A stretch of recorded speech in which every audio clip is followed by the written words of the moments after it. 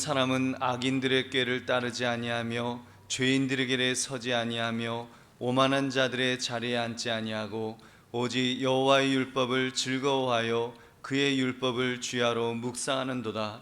그는 시냇가에 심은 나무가 철을 따라 열매를 맺으며 그 잎사귀가 마르지 아니함 같으니 그가 하는 모든 일이 다 형통하리로다. 아멘. 하나님 아버지 감사합니다. 우리가 2021년을 우리가 맞이할 수 있게 하시고 또 새해 첫 주일 주 앞에 나와서 이렇게 최소의 인원으로 예배하며 또 비대면으로 영상 예배로 주 앞에 나올 수 있도록 은혜 주심을 감사드립니다.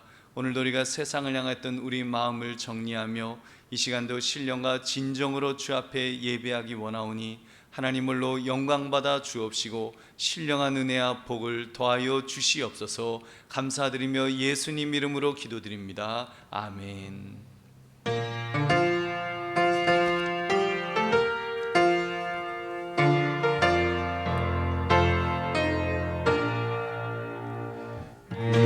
주를 아는 이들 찬송하고 찬송하세.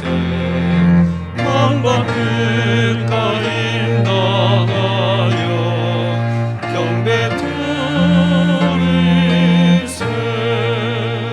주를 알지 못한 이들 주같이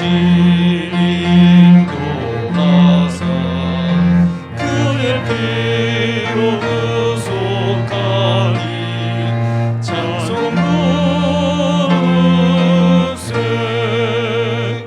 약한 사람 도움 받아 시험 중에 참게 되니 모든 죄를 이길 힘은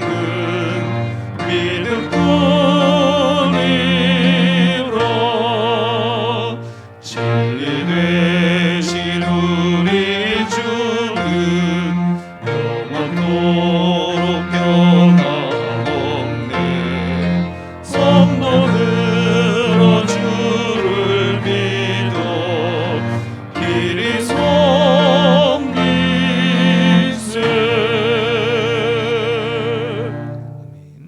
사도신경으로 우리의 신앙을 고백하겠습니다. 전능하사 천지를 만드신 하나님 아버지를 내가 믿사오며 그 외아들 우리 주 예수 그리스도를 믿사오니 이는 성령으로 잉태하사 동정녀 마리아에게 나시고 본디오 빌라도에게 고난을 받으사 십자가에 못 박혀 죽으시고 장사한 지 사흘 만에 죽은 자 가운데서 다시 살아나시며 하늘에 오르사 전능하신 하나님 우편에 앉아 계시다가 저리로서 산자와 죽은 자를 심판하러 오시리라. 성령을 믿사오며 거룩한 공회와 성도가 서로 교통하는 것과 죄를 사하여 주시는 것과 몸이 다시 사는 것과 영원히 사는 것을 믿사옵나이다. 아멘. 앉아주시기 바랍니다.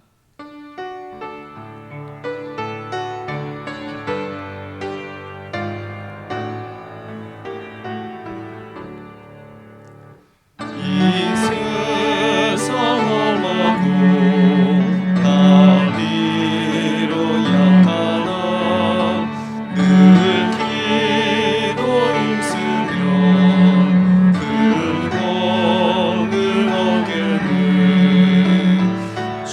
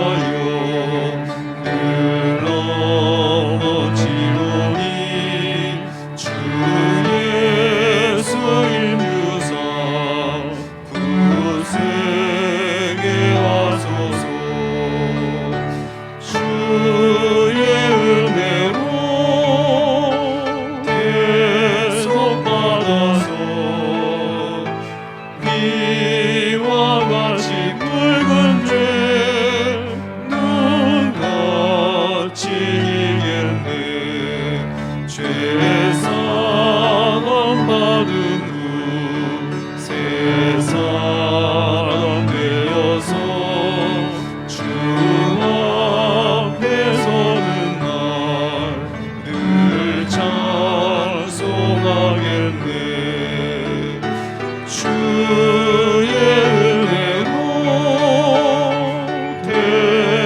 대접받아서 비와 같이 붉은 죄 눈같이 이겼네.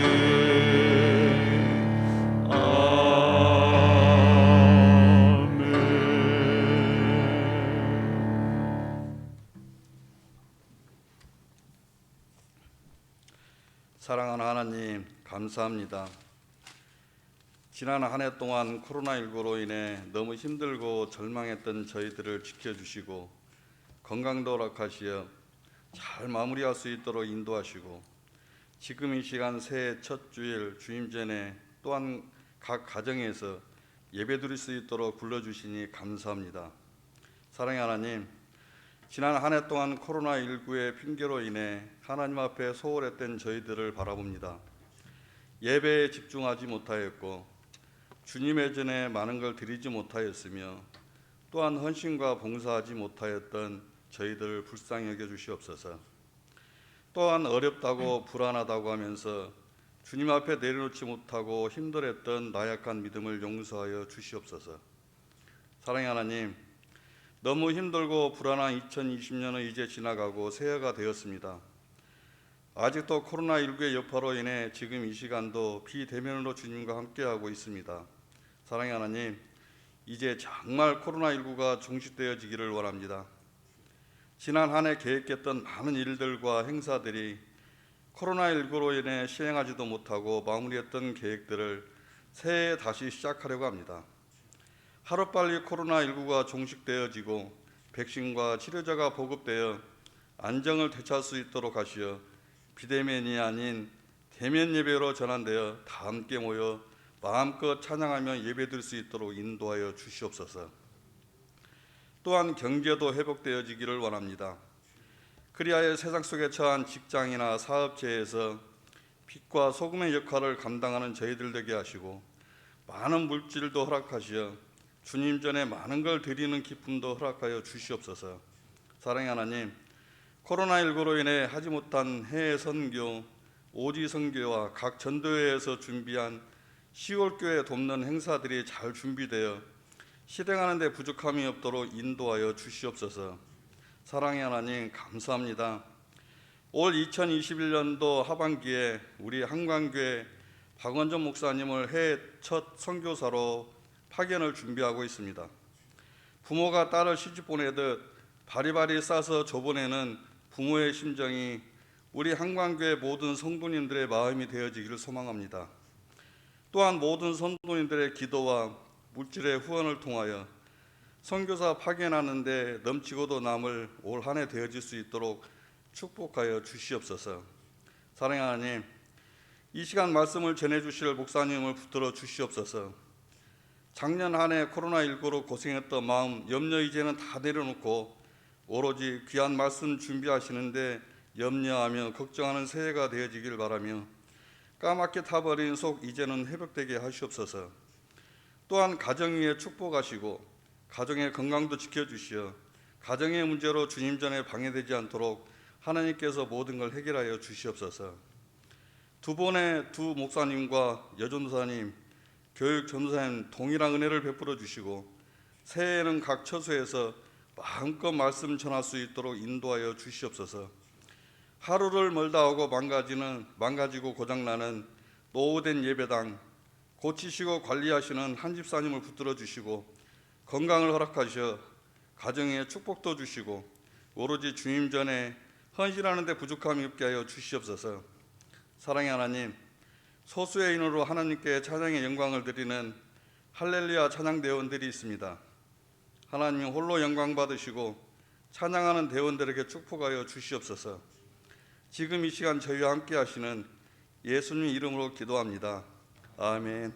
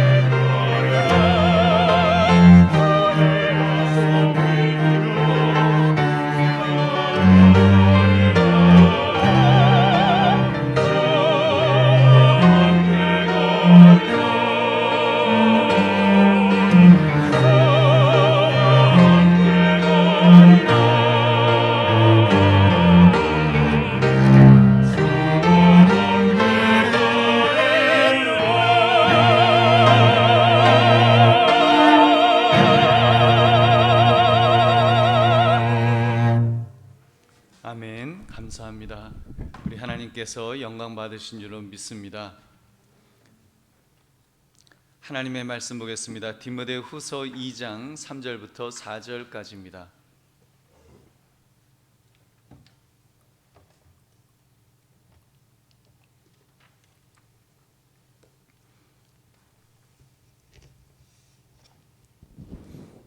디모데후서 2장 3절부터 4절까지 제가 하나님의 말씀을 읽겠습니다.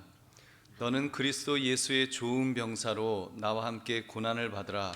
병사로 복무하는 자는 자기 생활에 얽매이는 자가 하나도 없나니 이는 병사로 모집한 자를 기쁘게 하려 함이라. 아멘. 오늘 2021년을 맞이해서 새해 첫 주일 주 앞에 나와서 최소한의 인원으로 예배하시는 여러분들과 또 영상을 통해서 인터넷으로 예배하시는 여러분들 위해 하나님의 크신 은혜와 복이 임하시기를 주님의 이름으로 축원합니다. 오늘 여러분과 함께 나눌 말씀은 다시 한번 강한 군사로 훈련, 다시 한번 강한 군사로 훈련이라는 제목으로 함께 은혜를 나누고자 합니다. 대한민국의 아들들은 대부분 군대를 갑니다. 대한민국의 국민이기 때문에 의무적으로 간 군대여서 그런지 별로 군인이 된 것에 대해서 기뻐하거나 좋아하는 것 같지는 않습니다. 그러나 훈련소에서 훈련을 받고 군복을 입고 이제 쫄병부터 고참이 될 때까지 군인으로서 그 훈련 과정을 모두 거치다 보면 나름 그 늠름한 모습으로 이렇게 성장을 합니다. 지금 보여드리는 사진은 누구네 집 아들 사진입니다. 군 규율이 얼마나 엄한지 혹시 문제될지 모른다고 같이 찍은 미군 병사는 동그라미로 지으라고 해서 지우고 자기 얼굴도 검은색 마크 처리해 달라고 해서 저렇게 되었습니다. 이전에는 오른쪽에 그 노란 머리에 아무 생각 없는 청년이었습니다. 왼쪽 중무장한 저 군인은 대한민국 최일선 전방부대 육군 병장의 모습입니다. 휴전선 155마일을 이제 저렇게 지키고 있습니다. 어젯밤에도 밤새워 나라를 저렇게 지켰을 것입니다. 제게 이런 문자를 보내오곤 합니다.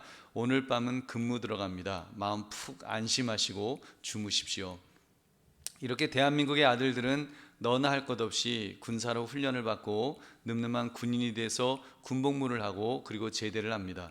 여러분, 남자분들은 대부분 그런 과정을 거치셨을 것이고 심지어 어르신들은 훨씬 더 끔찍할 정도로 그 혹독한 군생활을 하셨을 것이고 우리의 자녀들, 우리의 손자들도 다 그 과정을 거치고 있습니다. 물론 좋아서 하는 사람은 별로 없을 것입니다. 그런데 믿음의 사람으로서 그리스도의 군사로 복무하는 것은 여러분 어떠할까요? 그리스도의 군사는 할 수 없이 끌려와서 억지로 군복무하는 그런 군인이 아닙니다. 그리스도의 군사는 무한한 자부심이 있고 그렇게 쓰임받을 수 있음에 감사감격하는 그런 주님의 경건한 군병들입니다. 오늘 바울은 믿음의 아들이라 부르는 디모데에게 너의 인생은 하나님이 사용하시는 신령한 군사와 같다, 지금 이 말을 하고 있습니다. 그렇기 때문에 군사로서 이렇게 살아야 된다라고 교훈합니다. 그것이 바로 오늘 본문 디모데후서 2장 3절부터 4절의 내용입니다. 우리 교회는 작년에 훈련 그리스도의 강한 군사라는 표어를 가지고 하나님 나라의 강한 군인이 될 것을 결심했었는데 코로나19 바이러스의 창궐로 제대로 훈련하지 못하고 그냥 지나가 버렸습니다. 그래서 올해 한 번 더 다시 한번 훈련 그리스도의 강한 군사로 훈련이라는 이 표어로 다시 시작하려고 합니다. 물론 사회적 거리두기 2.5단계가 계속되고 이렇게 비대면 예배로 새해 첫 예배를 시작합니다만 그래도 우리 한 번 더 다짐의 시간을 가집시다. 그러므로 2021년 새해 첫 주일 설교 제목으로 다시 한번 그리스도의 강한 군사로 훈련, 이 제목 아래 우리의 신앙의 자세를 다짐하시는 이 시간 되시기를 주님의 이름으로 축원합니다. 그리스도의 강한 군사란 과연 어떤 모습일까요? 첫째로 그리스도의 강한 군사는 고난을 견디는 사람입니다. 올해 2021년은 어쩌면 더 혹독하게 코로나19를 견뎌야 되고 경제적 어려움을 견뎌야 할지도 모릅니다. 작년은 그래도 바이러스가 광범위하게 퍼지지는 않았었지만 지금은 훨씬 더 많이 퍼졌습니다. 작년은 경제적으로 어렵긴 했지만 바닥이 드러날 정도는 아니었지만 이제 막 바닥을 그으면 드르륵거리는 소리가 그 날 정도로 그렇게 바닥이 다 드러났다고 합니다. 거의 남은 것이 아무것도 없다고 피를 토하는 탄식을 하고 있습니다. 어제는 뉴스에 체육관을 운영하는 분들이 삭발식을 하면서 그분들의 고통과 애환을 호소하는 장면을 보았습니다. 솔직히 두렵습니다. 앞으로 최하 6개월은 그 일부를 제외한 대부분의 국민들은 백신 없이 우리가 버텨야 할 텐데 무슨 힘으로 버틸까 정말로 그 걱정이 됩니다. 견디기 힘들 것입니다. 그러나 믿음을 가진 사람이라고 한다면 그래도 견딜 수 있지 않을까요?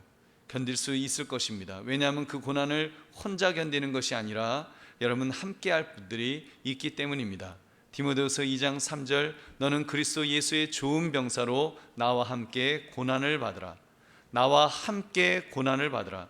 이 말씀은 바울 사도가 디모데에게 권면한 내용이라고 했습니다. 바울은 디모데에게 영적 아버지였고 디모데는 바울에게 영적 아들이었습니다. 고난을 견디기 힘들 테니 함께 견뎌보자는 그런 말을 하고 있습니다. 훈련소를 보면 병사들이 얼마나 힘든 훈련을 받는지 모릅니다. 여러분 그렇지만 그 힘든 훈련을 받을 때 옆에 보면 늘 조교가 옆에 있죠. 특히 수류탄 투척 훈련을 할 때 보면 목숨을 내놓고 할 수밖에 없는 무서운 훈련입니다. 훈련병들이 경험이 없으니까 이제 그 쾅 터지는 그 소리에 넋이 나갑니다. 그러다 보니까 수류탄 투척을 하라고 하면 수류탄 투척하고 앞으로 손은 확 내밀었는데 이 손만 앞으로 나가는 거예요. 수류탄은 뒤로 툭 하고 떨어지는 것입니다.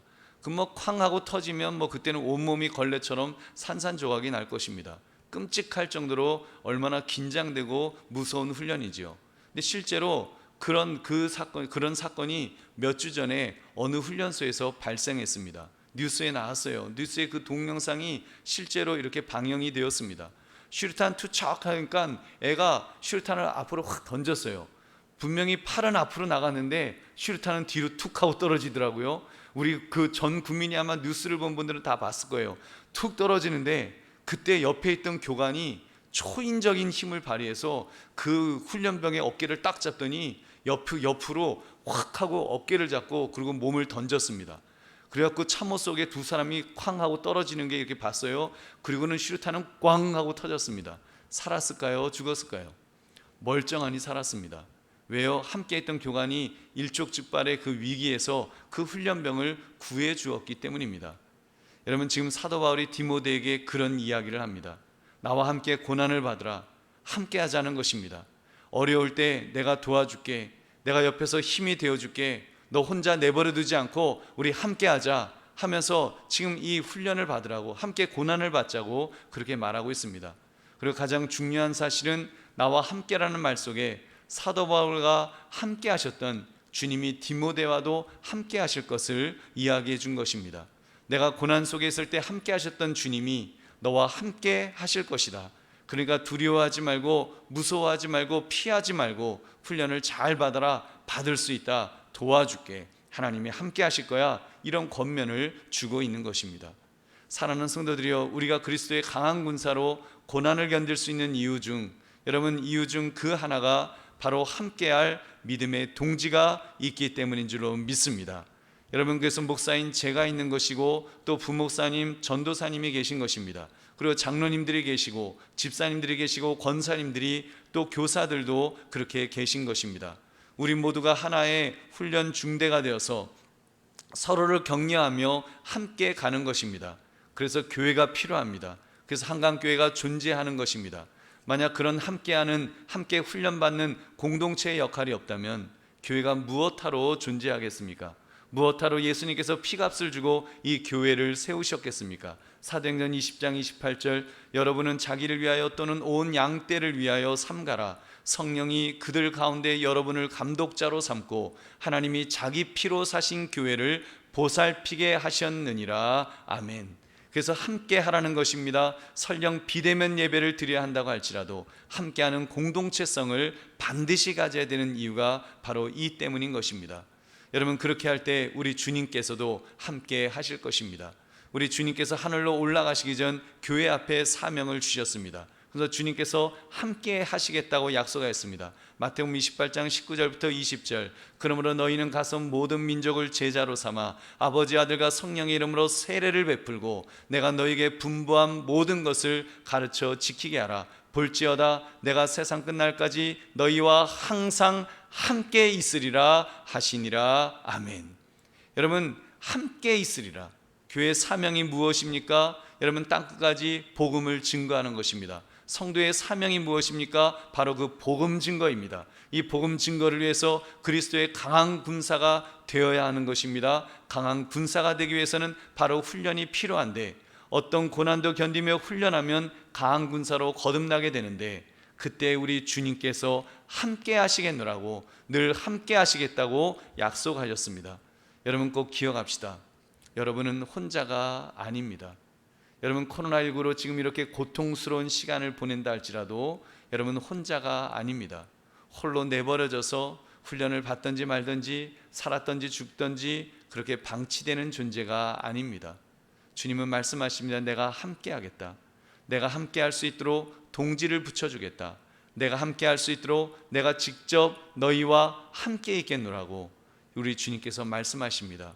고아처럼 내버려두지 않겠다고 하셨습니다. 요한복음 14장 18절, 내가 너희를 고아와 같이 버려두지 아니하고 너희에게로 오리라. 아멘. 너희에게로 오리라. 여러분, 저는 여기에 한 가지 덧붙여서 우리 스스로 자신이 누군가라고 하는 이 정체성을 가지기를 권면합니다. 나는 누구인가? 나는 그리스도의 좋은 병사다, 나는 좋은 병사다라고 하는, 나는 좋은 군인이다라고 하는 이 자의식이 있어야 됩니다. 좋은 병사, 다시 말하면 그리스도의 강한 군사라는 자의식을 가집시다. 그러면 고난을 그래도 이길 수 있습니다. 고난이 그냥 견디기 힘든 고통이 아니라 고난은 나를 성장시키기 위해서 주어진 훈련임을 깨닫게 될 것입니다. 여러분, 우리가 직면하는 고통스러운 순간들을 여러분 고난으로 볼 것인가, 그냥 그것을 고통의 시간으로 볼 것인가, 아니면 그 훈련으로 볼 것인가는 천지 차이의 다른 느낌이 들 것입니다. 여러분, 그냥 나 고통스러운 시간을 내가 보낸다는 것하고 그리고 훈련은 전혀 다른 차이가 있으니까요. 여러분, 고통스러운 시간, 고난, 그런 시간들은 그 끝을 알 수 없는, 보장할 수도 없는 것이 여러분 그런 고통, 고난이라고 말할 것입니다. 그러나 훈련은 그 끝을 예측할 수가 있습니다. 왜냐하면 어떤 훈련 조교도 훈련병을 죽이기 위해서 훈련시키지는 않기 때문입니다. 절벽에서 등을 떠밀기는 합니다만 반드시 안전장치를 착용해서 죽지 않도록, 다치지 않도록 그렇게 훈련시킵니다. 그러나 여러분, 이렇게 고통스러운 시간, 고난, 그런 것은 좀 다르죠. 여러분, 보호장구도 없고 보호자도 없고 내가 과연 이 고통에서 살아남을 수 있을까? 불확실성 속에서 스스로 그렇게 견뎌야 됩니다. 그렇기 때문에 그런 고난, 그런 고통은 훨씬 더 두려운 법입니다. 우리 사랑하는 성도들이여, 그리스도의 강한 군사 되기 위하여 이 고난은 훈련이라는 사실을 여러분 꼭 믿으시기 바랍니다. 주님께서 감당할 수 있도록 힘과 능력을 주실 줄로 믿습니다. 고린도서 10장 13절, 사람이 감당할 시험 밖에는 너희가 당한 것이 없나니 오직 하나님은 미쁘사 너희가 감당하지 못할 시험당함을 허락하지 아니하시고 시험당할 즈음에 또한 피할 길을 내사 너희로 능히 감당하게 하시느니라. 아멘. 감당할 시험만큼만 주신다고 말씀하였습니다. 아무리 그 고난이 힘들고 어려워도 감당할 수 있을 만큼만 주십니다. 감당할 수 없을 것 같으면 틀림없이 피할 길을 주실 줄 믿으시기 바랍니다. 그러므로 그리스도의 강한 군사가 되기 위해 고난을 견디시되 교회와 함께, 그리고 우리를 책임져 주시는 하나님과 함께 담대하게 견디시기를 주님의 이름으로 축원합니다. 두 번째, 그리스도의 강한 군사는 자기 생활에 얽매이지 않는 사람입니다. 우리 4절 말씀을 보겠습니다. 병사로 복무하는 자는 자기 생활에 얽매이는 자가 하나도 없나니 이는 병사로 모집한 자를 기쁘게 하려 함이라. 병사로 복무한 자는 어떠하다고요?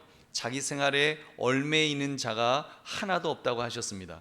여러분, 자기 생활에 얽매이지 않는다는 말을 그냥 가볍게 생각할 수도 있을 것입니다. 그냥 생활 태도의 문제로 별로 자기 생활에 얽매이지 않고 사나보다, 그럴 수도 있지만 실상은 그렇게 가벼운 의미가 아닙니다. 이 말씀은 그 사람의 정체성, 그가 어떤 사람으로 살 것인가를 결정해야 되는 그런 문제입니다. 여러분, 병사는요, 자기가 군인으로 살겠다, 군인이라는 것을 확실히 정한 사람입니다. 설령 의무적으로 징병되어 간 군인이라고 할지라도 그 복무 기간 동안에는 나는 군인이다, 이 한 가지 정체성밖에 없습니다.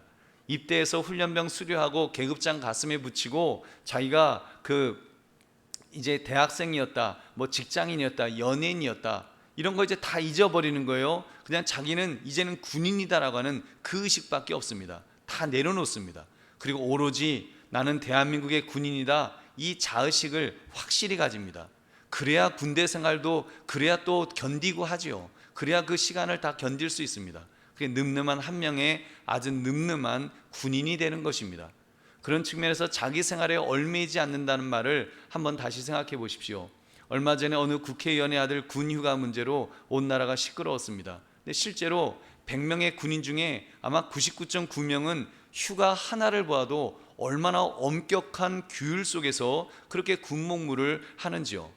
얼마 전에 저희 작은 아들이 휴가를 나왔었는데 허리를 다쳐서 이제 정기 휴가를 앞당겨 갖고 4주를 사용한 적이 있었습니다. 그것도 2주 후에는 다시 부대에 복귀했다가 하룻밤 자고 다시 2주 휴가를 계속하는 그런 조건이었습니다.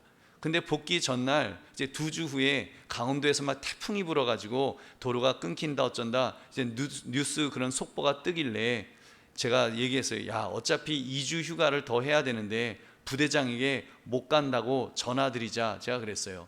전화드려서 천재지변인데 야, 군대라고 이해하지 못하겠냐. 아니, 태풍이 불어서 천재지변으로 지금 도로가 끊겨서 못 간다는데 그거 이해하지 못하겠냐. 제가 그랬어요. 그랬더니 저희 아들이 그러는 거예요. 아닙니다, 가야 합니다. 천재지변으로 도로가 끊길 것 같으면 그 전날 미리 가 있어야 됩니다, 그러는 거예요. 근데 제가 깨달았습니다. 아, 이놈이 진짜 군인이 된 것이 맞구나, 군기가 바짝 들었구나, 제가 이렇게 깨달았어요. 자랑스러웠습니다. 여러분, 그렇습니다. 군인은 자기 생활이 없는 사람입니다. 여러분, 우리나라 60만 장병들이 각자 자기 사정을 주장하면서 편리를 봐달라고 그렇게 한다면 어떻게 전투를 하겠습니까? 전투를 해야 될 순간에 암흑의 사정상 못 나왔는데요, 그러면 전쟁에 지는 것입니다. 여러분, 그렇게 볼 때 자기 생활에 얽매이지 않는다는 말은 자기의 정체성이 100% 군인이 되었다는 것을 의미합니다. 군인으로서 사는 것을 최우선순위에 둔다는 말입니다. 우리 사랑하는 성도들이여, 그리스도의 강한 군사는 바로 이렇게 살아야 한다는 말씀입니다. 하나님의 일에 최우선을 둔 그런 삶 말입니다. 우리 인생이 그리스도의 군사로서 사명을 감당해야 될 때, 땅까지 복음을 증거하는 삶을 살아야 될 때 무엇을 최우선으로 두어야 하는가, 바로 이것을 정해야 됩니다. 나부터 잘 먹고 잘 살고요, 우리 가족부터 잘 먹고 잘 살고요, 그 다음에 하나님의 일, 그 시간 남은 하겠습니다. 여러분, 이렇게 말할 수 있을까요? 이렇게 말해도 될까요? 여러분, 아닙니다. 우리는 고백할 수 있어야 됩니다. 하나님이 최우선이십니다. 하나님이 원하시면 목숨이라도 내어놓겠습니다. 여러분, 이런 각오가 필요하다는 말입니다. 그래서 주님 말씀하셨어요. 마태복음 16장 24절.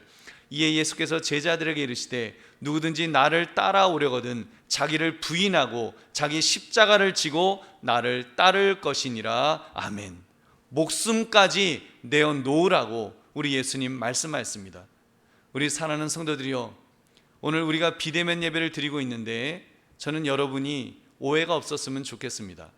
정부에서 비대면 예배를 드리라고 하니까 한국교회가 저항도 못하고 그냥 질질 끌려가는 것처럼 그렇게 생각하지 않으셨으면 좋겠습니다.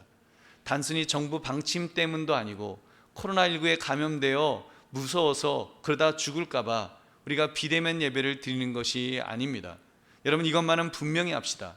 자칫 교회가 감염의 온상지다 이런 비난을 들을까봐, 그래서 하나님의 영광이 가리워질까봐, 사실 한국교회가 그것이 무서워서 우리가 비대면 예배를 이렇게 드릴 수밖에 없는 것입니다.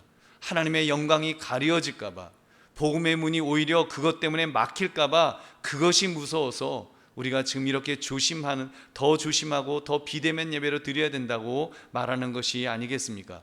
여러분, 실제로 지금 미국에 있는 한국 이민교회들 중 많은 교회들이 정상적으로 대면 예배를 드리고 있습니다. 미국에서는 지금 45일 동안 확진자가 1,000만 명이 넘게 증가되었는데도 교회는 마스크 쓰고 찬송도 흐밍으로 할 망정 대면 예배를 드리고 있습니다.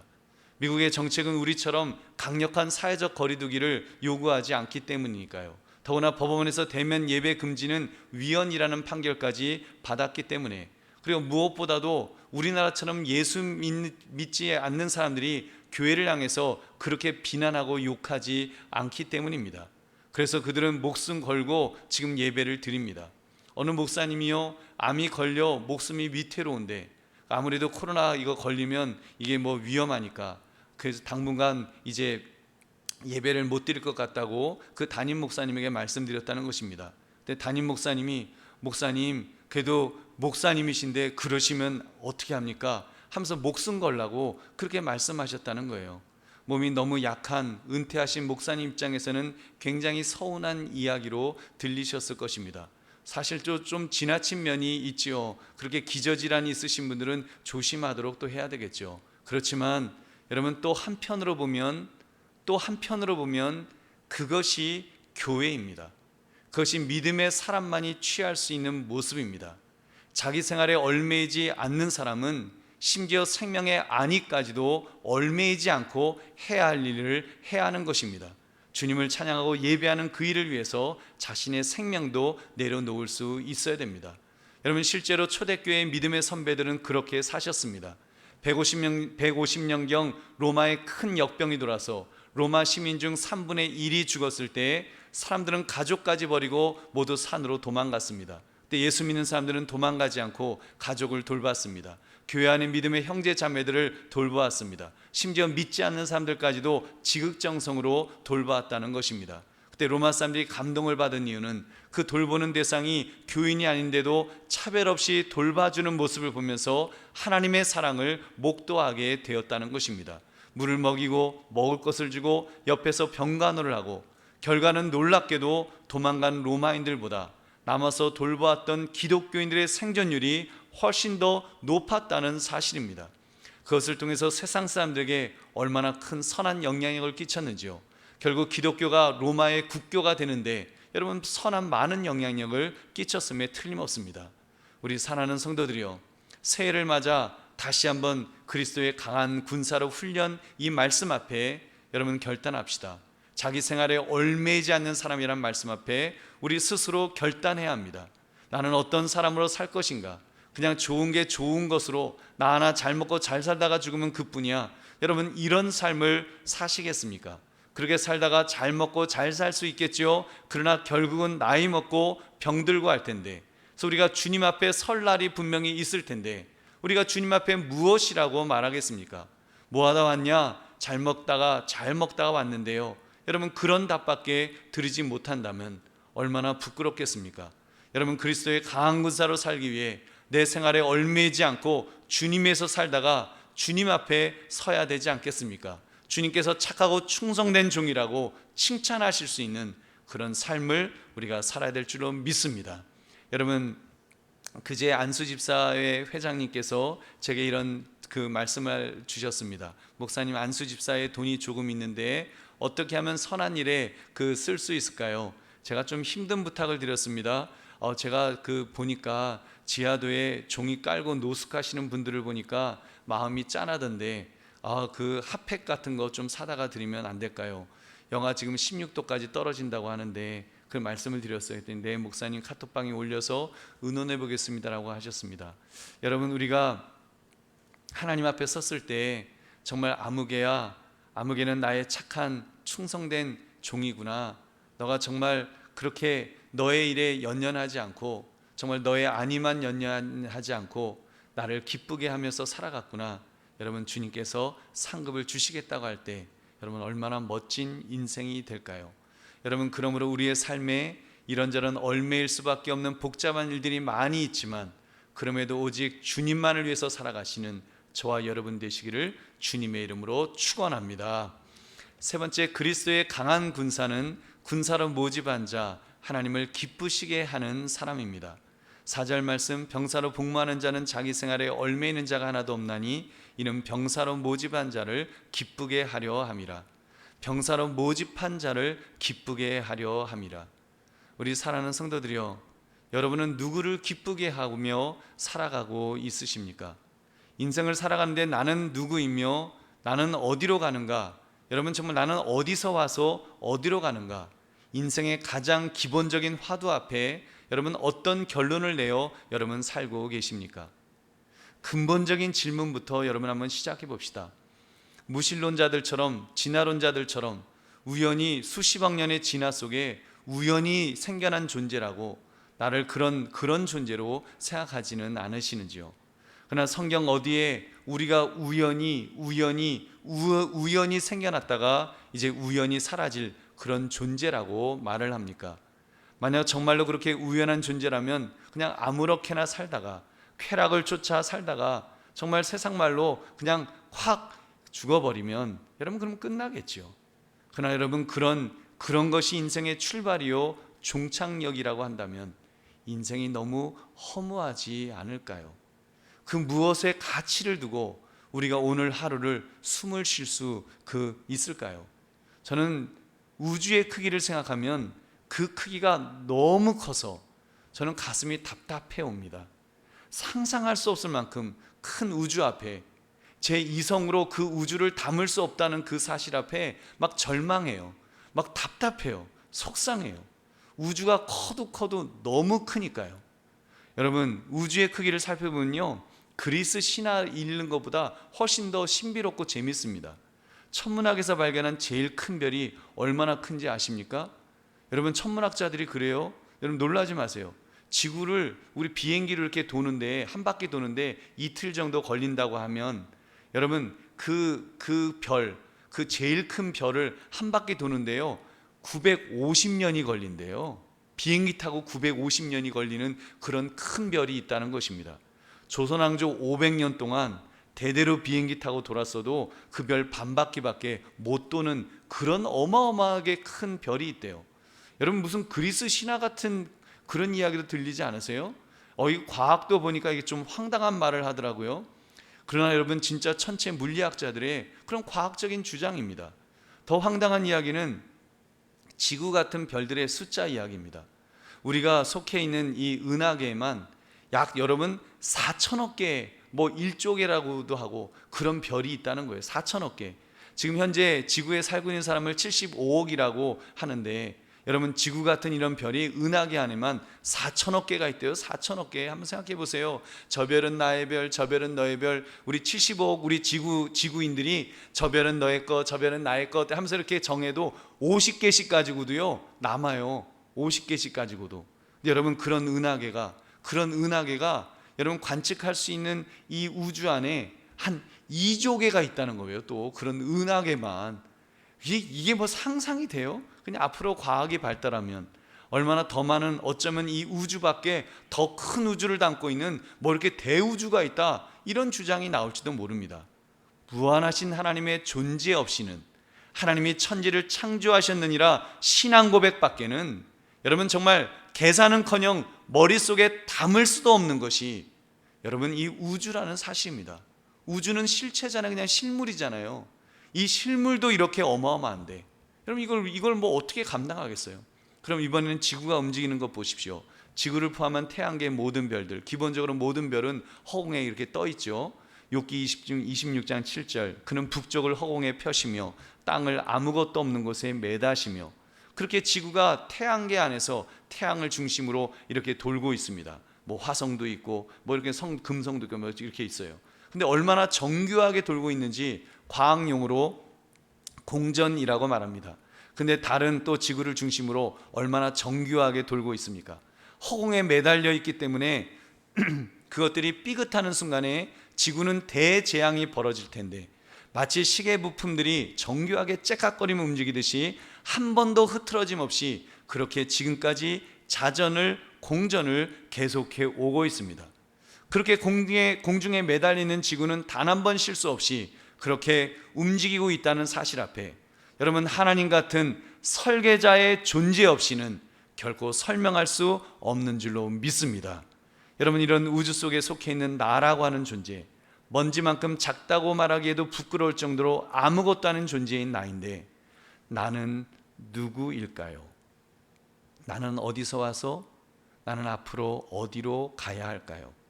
하나님을 빼버린 우리 인생이 너무 더덥고 무가치하고 허무하지 않은지요? 이 세상 하나님을 뺀 그 어떤 것이 가치가 있을까요? 인생이 인간이 만든 최고의 걸작품, 잠실에 서 있는 저 123층짜리 롯데 빌딩이 여러분 너무 거대해서 영원할 것 같지요? 과학자들이 말하기를요, 인간이 콘크리트로 만든 그 어떤 건축물도 1만 년이면 완전히 흙이 되어 아무것도 남지 않게 될 것이라고 합니다. 여러분, 인간의 명예, 권력, 힘 이런 것은 어떨까요? 우리나라 전직 대통령들 보니까 나는 새도 떨어뜨린다는 그런 권력을 가졌던 분들이었지만 비참하게 죽거나 줄줄이 감옥으로 가거나 아무튼 그 허무한 그 끝을 보여주고 있습니다. 그것이 인생입니다. 제가 이렇게 장황하게 세상의 것들이 얼마나 허무한 것인가를 말씀드리는 이유는 그 세상적인 모든 것이 무가치한 것이기 때문입니다.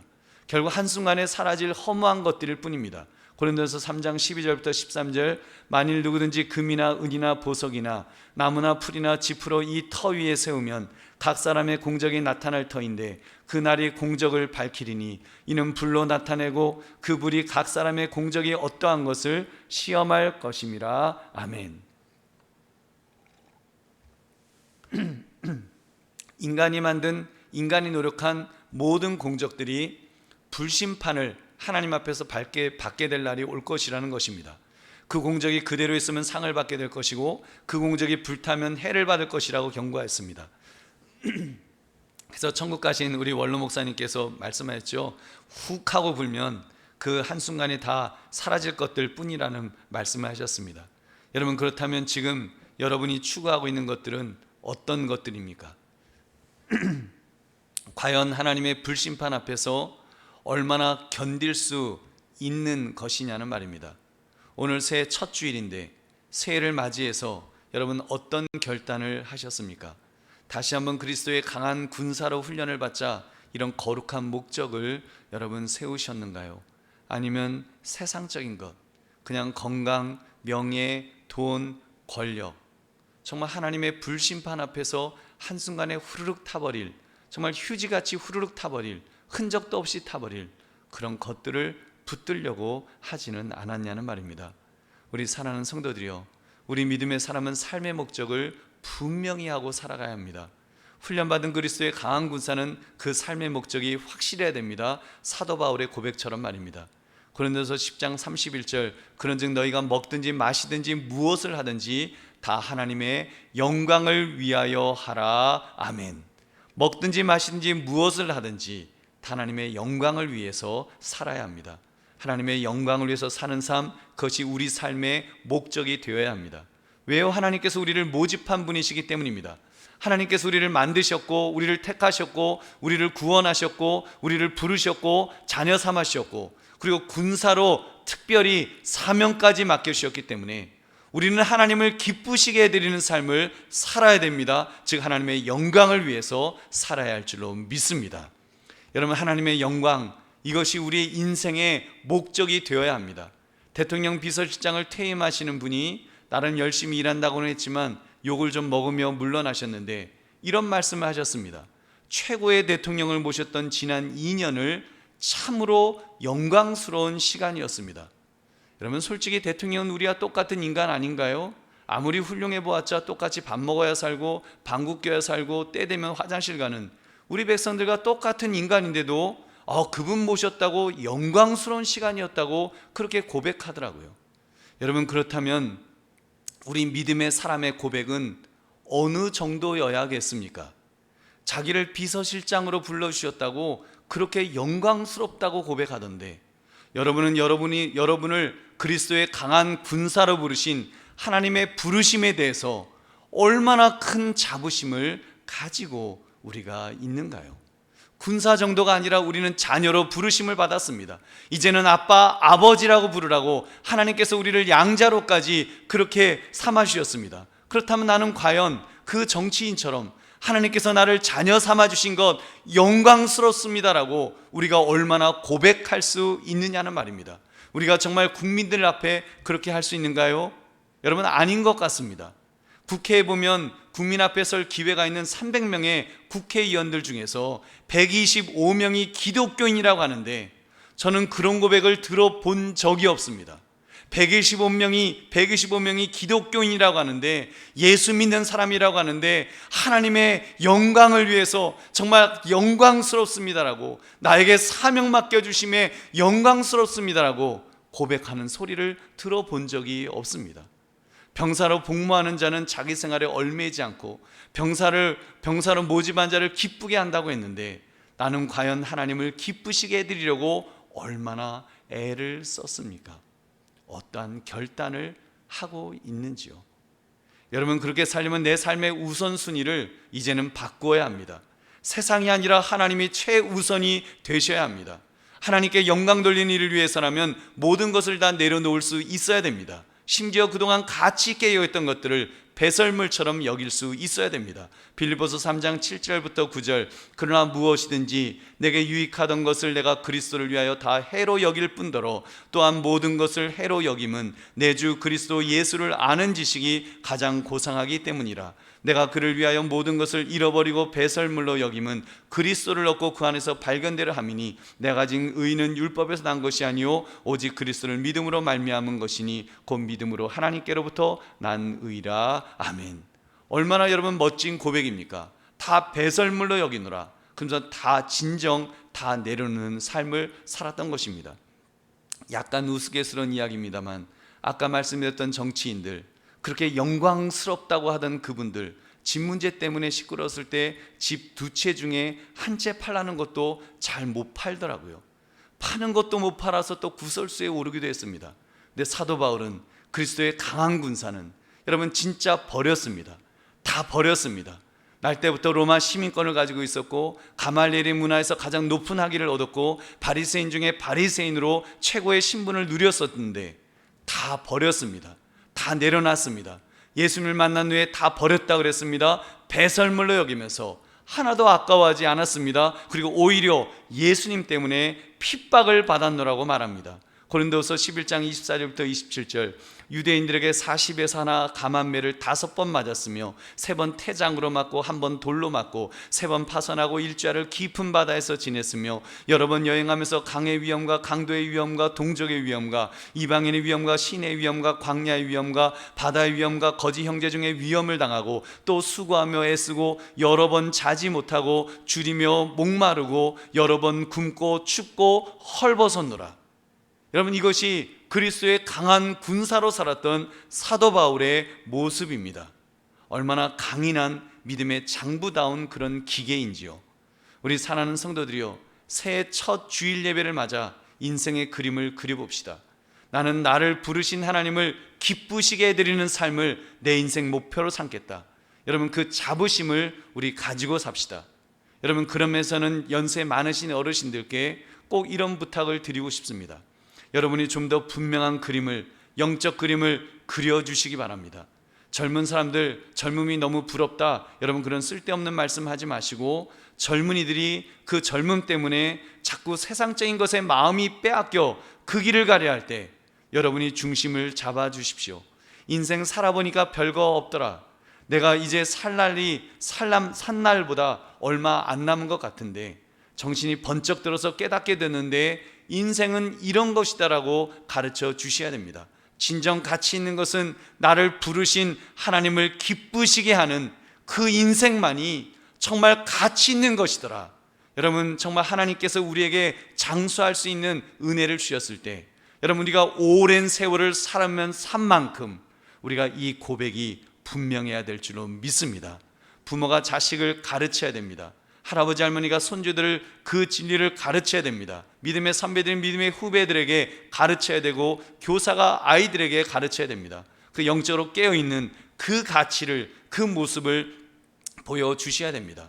저는 그런 모습이야말로 하나님께서 한국교회를 향해 기대하시는 마지막 소망인 줄로 믿습니다.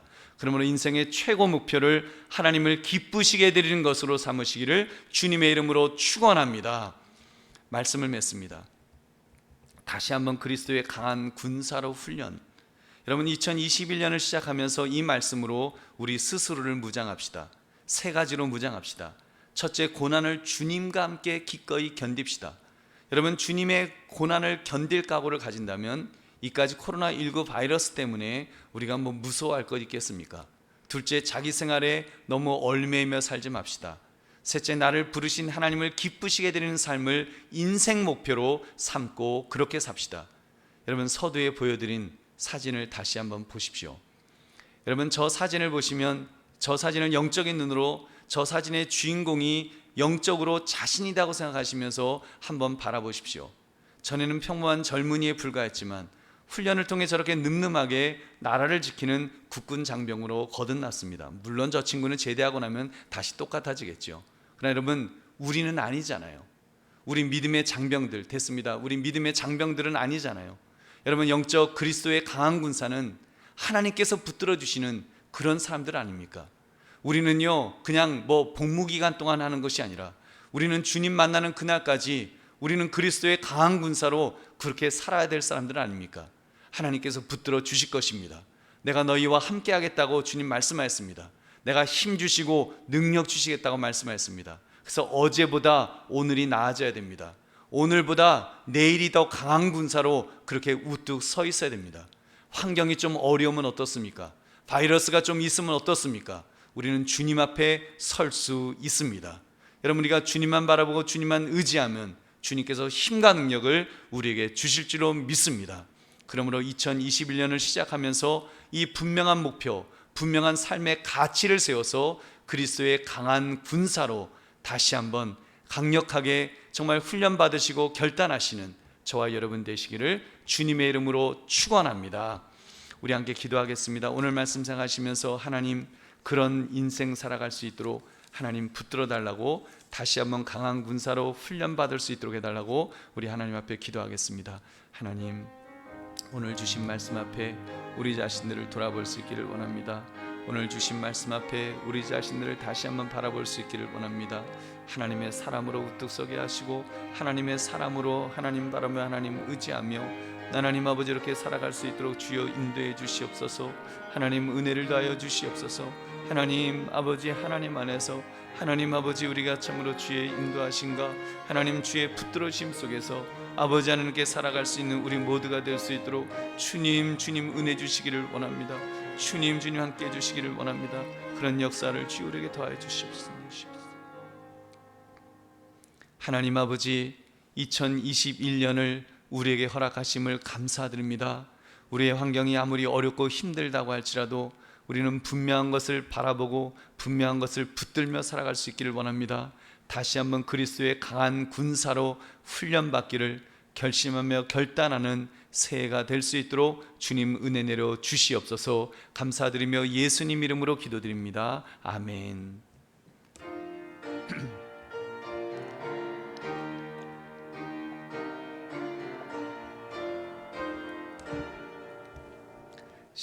십자가 군병들아 주 위에 일어나 기들고 앞서 나가 담대히 싸우라.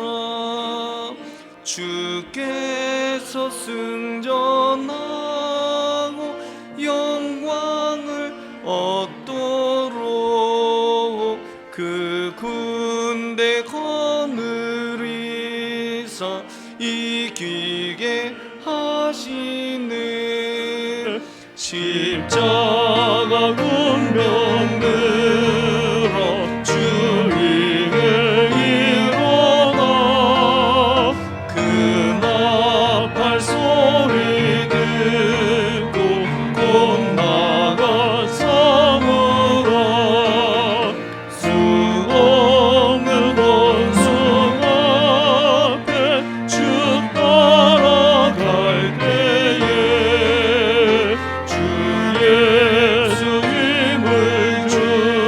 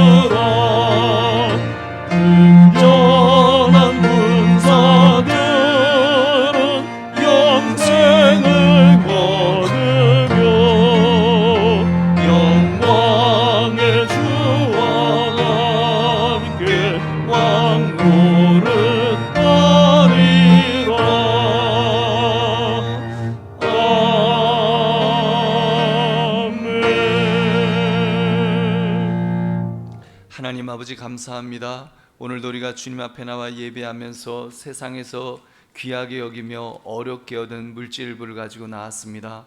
모든 것 하나님이 주셨다는 것을 인정하면서 10의 1을 구별하여 11조를 주님 앞에 드립니다. 정성스럽게 준비한 주일헌금을 드리고 감사의 조건을 가지고 감사의 예물을 드리고 땅까지 복음을 증거하기 위해 선경물을 드리며 특별헌금으로 또 신년 감사헌금으로 드리는 손길들 위에 하나님 은혜와 복을 부어주시기를 원합니다. 물질의 넉넉함으로 더하여 주시어서 하나님 차고 넘치게 하시고 베풀 수 있도록 하나님 은혜와 복을 더하여 주시옵소서. 특별히 무엇보다도 하나님 영적인 복을 받게 하셔서 그리스도의 장성한 그런 정말 그리스도의 사람으로 우뚝 서게 하시고 그리스도의 군사로서 또 잘 훈련받을 수 있는 복된 한 해가 될 수 있도록 주님 복 내려 주시옵소서. 주님이 물질이 교회가 교회다운 일을 감당하는데 가장 은혜롭게 효과하게 쓸 수 있도록 복을 더하여 주옵소서. 감사드리며 예수님 이름으로 기도드립니다. 아멘.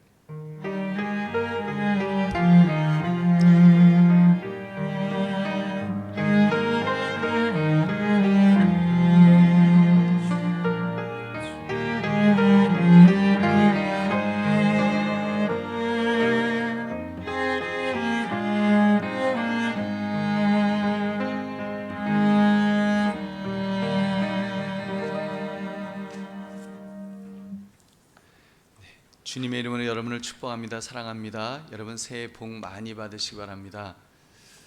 교회 앞에 광고 말씀 드리겠습니다. 오늘은 신년 감사주일로 드립니다. 2021년도 표어는 다시 한번 강한 군사로 훈련입니다. 새해에도 온 성도의 가정과 직장과 사업장에 하나님의 은혜와 복이 넘치시기를 기원합니다. 우리 재직회 광고입니다. 오늘 방역 당국의 지침을 따라 대면 재직회를 할 수 없어서 우리 그 카톡을 통해서 2020년 결산과 2021년 예산 결정을 서면 제출 방식으로 그렇게 진행하기로 우리 당에서 결의했습니다. 동의 제청 후 가부를 묻겠사오니 아니다라고 생각되는 분들은 그 재직 회장인 담임 목사에게 문자로 연락을 주시기 바랍니다. 우리 구역장님들을 통해서 여러분 그 우리 재직들에게 우리 이 재직회 보고 결산 예산 보고서가 이제 전달될 것입니다. 3부 예배 후에 그렇게 전달해 드리겠습니다. 공동의회 예고, 여러분 다음 주는 2020년 결산과 2021년 예산을 위한 공동의회를 역시 서면 제출 방식, 우편 방식으로 진행하기로 당에서 결의했습니다. 위하여 기도해 주시기 바랍니다. 교사 모집, 2021년도 주일학교 교사를 모집하오니 여러분 지원을 원하시는 분은 교육자 사무실에 신청해 주시기 바랍니다. 그리고 우리 최은정 비집사님 유초능부 교사이신데 그 임명에서 누락이 되어서 정정 말씀드립니다. 1년 1독 여러분 주보 안내대로 계속해서 그 성경 읽기를 참여해 주시기 바랍니다. 회계장부 제출해 주시기 바랍니다. 연말 정산 발급 필요하신 분들 신청해 주시기 바랍니다. 신년도 헌금 봉투 준비되었습니다. 가나다 순입니다. 혹시 누락되신 분들은 회계실로 문의해 주시기 바랍니다. 성경 필사교재 구입 도와드립니다. 여러분 그 신청해 주시고 또 구역장을 통해 말씀해 주십시오. 온라인 헌금 안내 참고해 주시고 우리 지난주 그 목요일 날 우리 김보승 권사님 어머님 한순덕 권사님께서 소천하였습니다. 여러분 유가족을 위로해 주시기를 부탁드립니다. 담임 목사 동정 참고해 주시기 바랍니다. 우리 다 같이 일어나셔서 우리 주기도성 무른의 축도함으로 예배를 마치겠습니다.